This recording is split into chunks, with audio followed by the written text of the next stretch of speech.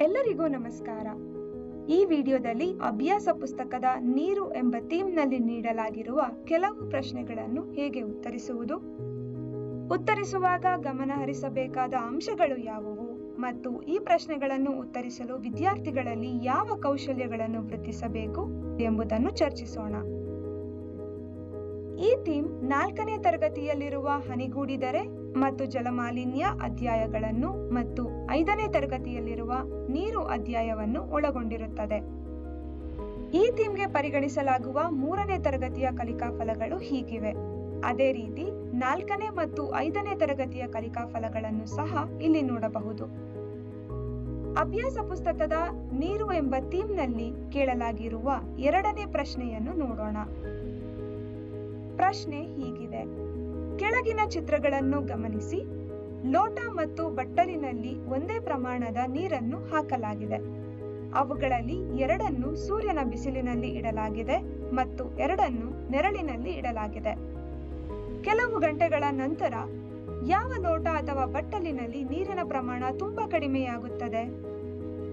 ಇದಕ್ಕೆ ಸರಿಯಾದ ಉತ್ತರ ಆಯ್ಕೆ ಬಿ. ಏಕೆಂದರೆ ಈ ಚಿತ್ರದಲ್ಲಿ ತೋರಿಸಿರುವಂತೆ ನೀರನ್ನು ಒಂದು ಬಟ್ಟಲಿನಲ್ಲಿ ಇಡಲಾಗಿದೆ ಹಾಗೂ ನೀರು ಸೂರ್ಯನಿಗೆ ನೇರವಾಗಿ ಒಡ್ಡಿಕೊಂಡಿದೆ. ಹಾಗಾಗಿ ಆವಿಕರಣದ ದರ ಹೆಚ್ಚಾಗಿರುತ್ತದೆ. ಈ ರೀತಿಯ ಪ್ರಶ್ನೆಗಳನ್ನು ಉತ್ತರಿಸಲು ವಿದ್ಯಾರ್ಥಿಗಳನ್ನು ಹೇಗೆ ಸಿದ್ಧಗೊಳಿಸಬಹುದೆಂದು ನೋಡೋಣ.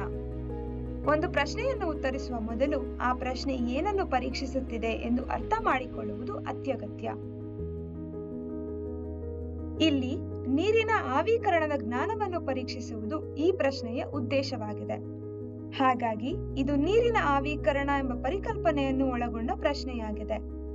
ಈ ಪ್ರಶ್ನೆಯನ್ನು ಉತ್ತರಿಸಲು ವಿದ್ಯಾರ್ಥಿಗಳು ಆವಿಕರಣದ ಪ್ರಕ್ರಿಯೆಯನ್ನು ಅರ್ಥೈಸಿಕೊಳ್ಳಬೇಕಾಗಿದೆ. ಹಾಗಾಗಿ ಈ ಪ್ರಶ್ನೆಯನ್ನು ಕೇಳುವ ಮೂಲಕ ವಿದ್ಯಾರ್ಥಿಗಳ ಅವಲೋಕನ ಮತ್ತು ಅರ್ಥೈಸಿಕೊಳ್ಳುವಿಕೆಯ ಕೌಶಲ್ಯಗಳನ್ನು ಪರೀಕ್ಷಿಸಲಾಗುತ್ತಿದೆ.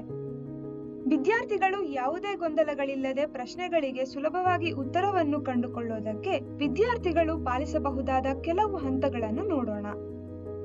ಮೊದಲಿಗೆ ವಿದ್ಯಾರ್ಥಿಗಳು ಕೊಟ್ಟಿರುವ ಚಿತ್ರಗಳನ್ನು ಸರಿಯಾಗಿ ಗಮನಿಸಬೇಕು. ನಂತರ ಪ್ರತಿ ಚಿತ್ರದಲ್ಲಿನ ಪಾತ್ರೆಯ ವಿಧವನ್ನು ಗಮನಿಸಬೇಕು. ಈಗ ಪ್ರತಿ ಚಿತ್ರದಲ್ಲಿ ಸೂರ್ಯನಿಗೆ ಒಡ್ಡಿಕೊಂಡಿರುವ ನೀರಿನ ಮೇಲ್ಮೈ ಪ್ರದೇಶವನ್ನು ಹೋಲಿಸಬೇಕು. ನಂತರ ನೀಡಿರುವ ಆಯ್ಕೆಗಳಿಂದ ಸರಿಯಾದ ಚಿತ್ರವನ್ನು ಆಯ್ಕೆ ಮಾಡಬೇಕು. ಈಗ ಈ ರೀತಿಯ ಪ್ರಶ್ನೆಗಳನ್ನು ಉತ್ತರಿಸಲು ವಿದ್ಯಾರ್ಥಿಗಳನ್ನು ಹೇಗೆ ಸಿದ್ಧಗೊಳಿಸಬಹುದೆಂದು ನೋಡೋಣ.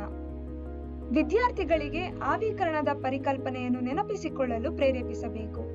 ನಂತರ ಪ್ರತಿ ಚಿತ್ರದಲ್ಲಿರುವ ಪಾತ್ರೆಯನ್ನು ಗುರುತಿಸಲು ವಿದ್ಯಾರ್ಥಿಗಳಿಗೆ ಮಾರ್ಗದರ್ಶನ ನೀಡಿ ಪ್ರತಿಯೊಂದು ಪಾತ್ರೆಯಲ್ಲಿ ಸೂರ್ಯನ ಬೆಳಕಿಗೆ ಒಡ್ಡಿಕೊಂಡಿರುವ ನೀರಿನ ಮೇಲ್ಮೈ ವಿಸ್ತೀರ್ಣವನ್ನು ಹೋಲಿಸಲು ವಿದ್ಯಾರ್ಥಿಗಳಿಗೆ ಸೂಚನೆಗಳನ್ನು ನೀಡಬೇಕು.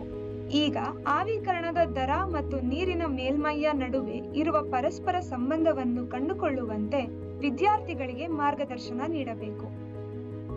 ನಂತರ ವಿದ್ಯಾರ್ಥಿಗಳಿಗೆ ಆವಿಕರಣದ ಪ್ರಮಾಣ ಹೆಚ್ಚು ಇರುವ ಪಾತ್ರೆಯನ್ನು ಗುರುತಿಸಲು ಸೂಚನೆಗಳನ್ನು ನೀಡಬೇಕು. ಈ ರೀತಿಯ ಇನ್ನೂ ಹೆಚ್ಚಿನ ಪ್ರಶ್ನೆಗಳನ್ನು ಉತ್ತರಿಸಲು ಸೂರ್ಯನ ಬೇರೆ ಬೇರೆ ಹಂತಗಳಿಗೆ ನೀರು ಒಡ್ಡಿಕೊಳ್ಳುವ ಸನ್ನಿವೇಶಗಳ ಹೆಚ್ಚಿನ ಉದಾಹರಣೆಗಳನ್ನು ನೀಡಿ ಆವಿಕರಣದ ಪರಿಕಲ್ಪನೆಯನ್ನು ಅರ್ಥೈಸಿಕೊಳ್ಳಲು ಹೆಚ್ಚು ಅವಕಾಶಗಳನ್ನು ಕಲ್ಪಿಸಬೇಕು. ವಿದ್ಯಾರ್ಥಿಗಳನ್ನು ಗುಂಪುಗಳಾಗಿ ವಿಂಗಡಿಸಿ ಈ ಚಟುವಟಿಕೆಯನ್ನು ಮಾಡುವುದರಿಂದ ಸಹವರ್ತಿ ಕಲಿಕೆಗೆ ನೆರವಾಗುತ್ತದೆ. ಈಗ ಅಭ್ಯಾಸ ಪುಸ್ತಕದ ಈ ಥೀಮ್ನಲ್ಲಿ ಕೇಳಲಾಗಿರುವ 6ನೇ ಪ್ರಶ್ನೆಯನ್ನು ನೋಡೋಣ. ಪ್ರಶ್ನೆ ಹೀಗಿದೆ: ಕೆಳಗಿನ ಚಿತ್ರಗಳನ್ನು ಗಮನಿಸಿ. ಅವುಗಳಲ್ಲಿ ಉಪ್ಪು ನೀರಿನ ಮೂಲಗಳು ಮತ್ತು ಸಿಹಿ ನೀರಿನ ಮೂಲಗಳು ಯಾವುದೆಂದು ಗುರುತಿಸಿ. ಇದಕ್ಕೆ ಸರಿಯಾದ ಉತ್ತರ ಆಯ್ಕೆ ಬಿ.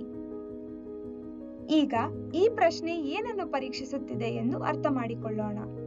ಇಲ್ಲಿ ಸಿಹಿ ನೀರು ಮತ್ತು ಉಪ್ಪು ನೀರಿನ ಮೂಲ ಅಥವಾ ಆಕರಗಳ ಜ್ಞಾನವನ್ನು ಪರೀಕ್ಷಿಸುವುದು ಈ ಪ್ರಶ್ನೆಯ ಉದ್ದೇಶವಾಗಿದೆ. ಹಾಗಾಗಿ ಇದು ನೀರಿನ ಮೂಲಗಳು ಅಥವಾ ಆಕರಗಳು ಎಂಬ ಪರಿಕಲ್ಪನೆಯನ್ನು ಒಳಗೊಂಡ ಪ್ರಶ್ನೆಯಾಗಿದೆ. ಈ ಪ್ರಶ್ನೆಯನ್ನು ಉತ್ತರಿಸಲು ವಿದ್ಯಾರ್ಥಿಗಳು ನೀರಿನ ವಿಧದ ಮೂಲಗಳು ಅಥವಾ ಆಕರಗಳನ್ನು ಗುರುತಿಸಬೇಕಾಗಿದೆ. ಹಾಗಾಗಿ ಈ ಪ್ರಶ್ನೆಯನ್ನು ಕೇಳುವ ಮೂಲಕ ವಿದ್ಯಾರ್ಥಿಗಳ ಗುರುತಿಸುವಿಕೆಯ ಕೌಶಲ್ಯಗಳನ್ನು ಪರೀಕ್ಷಿಸಲಾಗುತ್ತದೆ. ಈಗ ಈ ಪ್ರಶ್ನೆಯನ್ನು ಉತ್ತರಿಸಲು ವಿದ್ಯಾರ್ಥಿಗಳು ಪಾಲಿಸಬೇಕಾದ ಕೆಲವು ಹಂತಗಳನ್ನು ನೋಡೋಣ. ಮೊದಲಿಗೆ ವಿದ್ಯಾರ್ಥಿಗಳು ಕೊಟ್ಟಿರುವ ಚಿತ್ರಗಳನ್ನು ಸರಿಯಾಗಿ ಗಮನಿಸಬೇಕು. ನಂತರ ಆಯ್ಕೆಗಳಲ್ಲಿ ನೀಡಿರುವ ನೀರಿನ ವಿವಿಧ ಮೂಲ ಅಥವಾ ಆಕರಗಳನ್ನು ಗುರುತಿಸಬೇಕು. ಈಗ ಇವುಗಳನ್ನು ಉಪ್ಪು ನೀರು ಮತ್ತು ಸಿಹಿ ನೀರಿನ ಮೂಲಗಳಾಗಿ ವರ್ಗೀಕರಿಸಬೇಕು. ನಂತರ ನೀಡಿರುವ ಆಯ್ಕೆಗಳಿಂದ ಸರಿಯಾದ ಉತ್ತರವನ್ನು ಆಯ್ಕೆ ಮಾಡಬೇಕು. ಈಗ ಈ ರೀತಿಯ ಪ್ರಶ್ನೆಗಳನ್ನು ಉತ್ತರಿಸಲು ವಿದ್ಯಾರ್ಥಿಗಳನ್ನು ಹೇಗೆ ಸಿದ್ಧಗೊಳಿಸಬಹುದೆಂದು ನೋಡೋಣ. ಮೊದಲಿಗೆ ನೀರಿನ ಮೂಲಗಳನ್ನು ನೆನಪಿಸಿಕೊಳ್ಳುವಂತೆ ವಿದ್ಯಾರ್ಥಿಗಳನ್ನು ಪ್ರೇರೇಪಿಸಬೇಕು. ನಂತರ ಪ್ರತಿ ಮೂಲಗಳಲ್ಲಿ ಲಭ್ಯವಿರುವ ನೀರಿನ ವಿಧಗಳನ್ನು ಗುರುತಿಸಲು ವಿದ್ಯಾರ್ಥಿಗಳಿಗೆ ಮಾರ್ಗದರ್ಶನ ನೀಡಬೇಕು. ಈಗ ನೀಡಿರುವ ನೀರಿನ ಮೂಲಗಳನ್ನು ಸಿಹಿ ನೀರಿನ ಮೂಲ ಮತ್ತು ಉಪ್ಪು ನೀರಿನ ಮೂಲ ಎಂದು ವರ್ಗೀಕರಿಸಲು ವಿದ್ಯಾರ್ಥಿಗಳನ್ನು ಪ್ರೇರೇಪಿಸಿ ನೀಡಿರುವ ಆಯ್ಕೆಗಳಲ್ಲಿ ನೀರಿನ ಮೂಲಗಳನ್ನು ಸರಿಯಾಗಿ ವರ್ಗೀಕರಿಸಿದ ಆಯ್ಕೆಯನ್ನು ಗುರುತಿಸಲು ಸೂಚನೆಗಳನ್ನು ನೀಡಬೇಕು. ಈ ರೀತಿಯ ಹೆಚ್ಚು ಪ್ರಶ್ನೆಗಳನ್ನು ಉತ್ತರಿಸಲು ನೀರಿನ ವಿವಿಧ ಮೂಲಗಳ ಚಿತ್ರಗಳನ್ನು ಹುಡುಕಲು ಮತ್ತು ಅವುಗಳ ಗುಣಲಕ್ಷಣಗಳನ್ನು ವಿವರಿಸಲು ವಿದ್ಯಾರ್ಥಿಗಳನ್ನು ಹೆಚ್ಚು ಪ್ರೋತ್ಸಾಹಿಸುವುದರಿಂದ ಈ ರೀತಿಯ ಪ್ರಶ್ನೆಗಳನ್ನು ಉತ್ತರಿಸಲು ವಿದ್ಯಾರ್ಥಿಗಳನ್ನು ಸಿದ್ಧಗೊಳಿಸಲು ಸಹಾಯವಾಗುತ್ತದೆ. ಈ ಥೀಮ್ಗೆ ಸಂಬಂಧಿಸಿದಂತೆ ಈ ರೀತಿಯ ಹಲವಾರು ಪ್ರಶ್ನೆಗಳನ್ನು ಅಭ್ಯಾಸ ಪುಸ್ತಕದಲ್ಲಿ ನೀಡಲಾಗಿದೆ. ಈ ಪ್ರಶ್ನೆಗಳ ಕುರಿತು ಯಾವುದೇ ಸಂದೇಹಗಳಿದ್ದಲ್ಲಿ ಟೀಚೋಪಿಯಾ ಆಪ್ನಲ್ಲಿ ಅಪ್ಲೋಡ್ ಮಾಡಲಾಗಿರುವ ಸೊಲ್ಯೂಷನ್ ಡಾಕ್ಯುಮೆಂಟ್ ಅನ್ನು ಬಳಸಬಹುದು.